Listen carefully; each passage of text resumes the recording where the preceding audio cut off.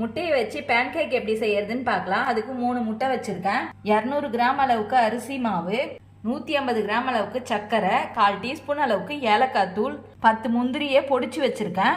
நீங்க இது கூடயே பாதாம் கூட சேர்த்துக்கலாம். ஒரு பிஞ்ச் அளவுக்கு சால்ட் சேர்த்துக்கிறேன்.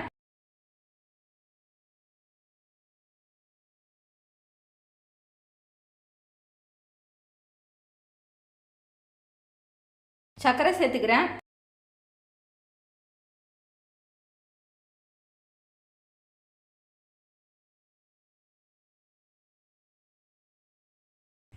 ஏலக்காய் தூள் சேர்த்துக்கிறேன்.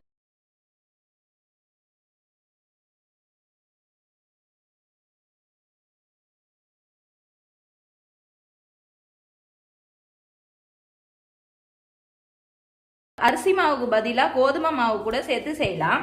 2 டீஸ்பூன் அளவுக்கு தண்ணி சேர்த்துக்கிறேன்.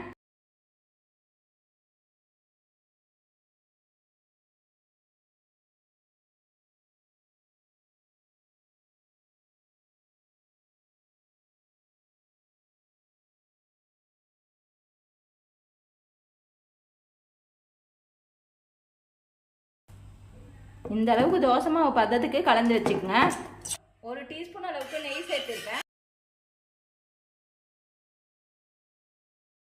நீங்க ஊத்திட்டு தேய்ச்சி விடாம இப்படியே விட்டுருங்க. இப்ப பொடிச்சு வச்ச முந்திரி சேர்த்துக்கலாம்.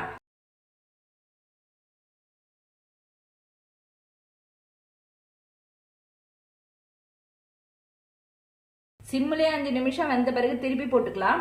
1/4 டீஸ்பூன் அளவுக்கு நெய் சேர்த்துக்கிறேன். இப்போ எடுத்துடலாம். ஹெல்தியான இந்த பேன் கேக்கை நீங்களும் வீட்டில் செஞ்சு பாருங்க. செஞ்சு பார்த்துட்டு எப்படி இருந்துச்சுன்னு சொல்லுங்க. லைக் பண்ணுங்க, ஷேர் பண்ணுங்க, கமெண்ட் பண்ணுங்க, சப்ஸ்கிரைப் பண்ணுங்க.